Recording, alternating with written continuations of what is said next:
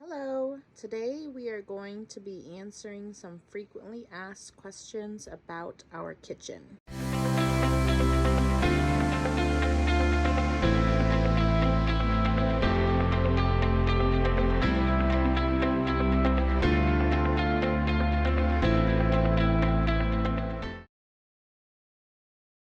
We decided to do upper cabinets along the entire length of our bus because they actually serve a purpose. So inside the cabinets all the way down through the entire length of the bus is our wire run, and that's where we run all of our wires for our solar control panel, our dish, Wi-Fi. All of our wires run through there. TV wires, electrical wires, everything runs through there. And the way that a lot of times we get a question, how did we hang them off the coach? Well, there's a rib all along the front here and a rib all along here. And what I did is I riveted angle iron every 6 inches all the way along the top and the bottom. And then as you can see right here, I made a bracket go from the top angle iron down to another piece of angle iron back to the other angle iron that is on the back wall. This makes a nice open cabinet, nice big cabinet, allows us all the storage we need for food, plates, cups.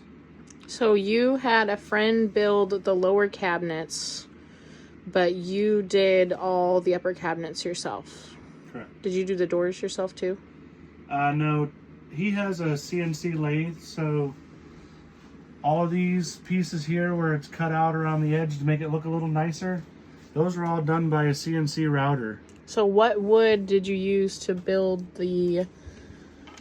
this portion of the cabinets and the inside of the cabinets? So Travis made the doors, but what did you use to build the casing?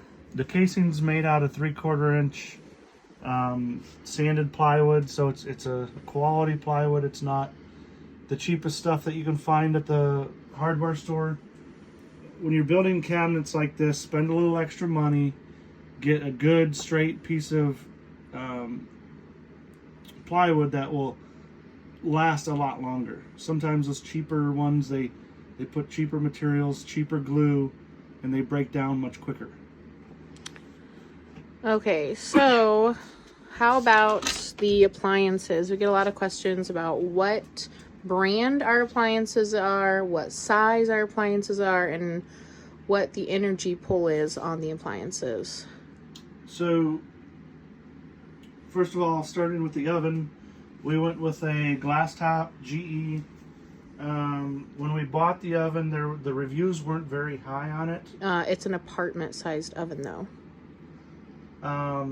But we decided to go with this because you really can't find many apartment-sized ovens.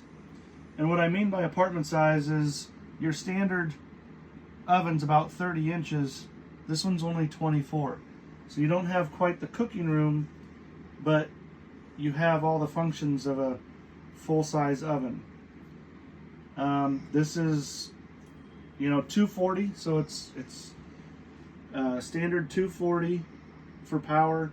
It pulls about 4,000 watts when you pull it up, so it's not the best for when you're running solar. Yeah, it's not very energy efficient, but one of the reasons we wanted electric versus gas was just because of our 4 children. We were worried that somebody might turn the gas on the oven. We had that happen one time when we lived in a house. We had a gas oven, and our kids a couple times were able to get it turned on, and so that just made me uneasy. And that was when we only had 1 child. Now we have 4. So one of the biggest reasons we went with electric was just because I felt like it was a little bit safer. And you can find this particular unit at Home Depot. I think it goes for about $800 or $900. And then our Whirlpool fridge, again, is apartment size, so it's 24 inches from side to side and about 5 feet tall. It's a nice little fridge. It's made by Whirlpool. The reason I didn't stick to brands is because I was going for a particular look and size. And I wasn't as happy with GE's versus whirlpools. I really like this. And then when we go down the road, we use child locks to put on the doors to make sure that they don't come open as we're going down the road. I'll show you the inside of the fridge here. So that's about it. And then the most frequently asked question we get is about our silver drawer. Yes, our mysterious silver drawer is actually a dishwasher. It's called a Vesta. It's just a small little dishwasher. It uses about 4 gallons per wash. It's actually energy efficient. It's designed for RVs. And we actually found this particular unit at PPL Motorhomes or pplhomes.com. It's an RV site where you can buy all types of different RV equipment. They had a really good price on it. They shipped really fast. We actually had an issue with it. With the first one we got, they shipped us out another one. And the issue was cosmetic too. It had a dent in it. So.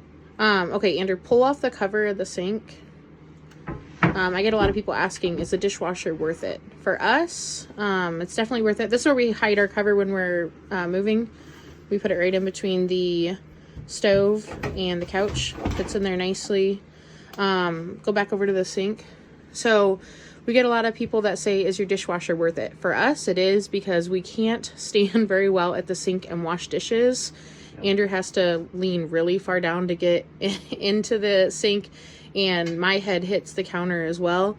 So it's kind of a pain to sit there and hand wash dishes just because the upper cabinets are right in our way. So it is nicer being able to load them in the dishwasher and let the dishwasher do the work for us. So the last thing we are going to cover is our ceiling. We get asked a lot of questions about what materials we used for our ceiling. So Andrew's going to tell you a little bit about it. So it's just a pine tongue groove beadboard. It's about 1/4 of an inch thick. And it came just natural wood colored, so we painted it ourselves once we got it up on the ceiling. And we actually did the ceiling first so that the whole bus from front to back is the same material.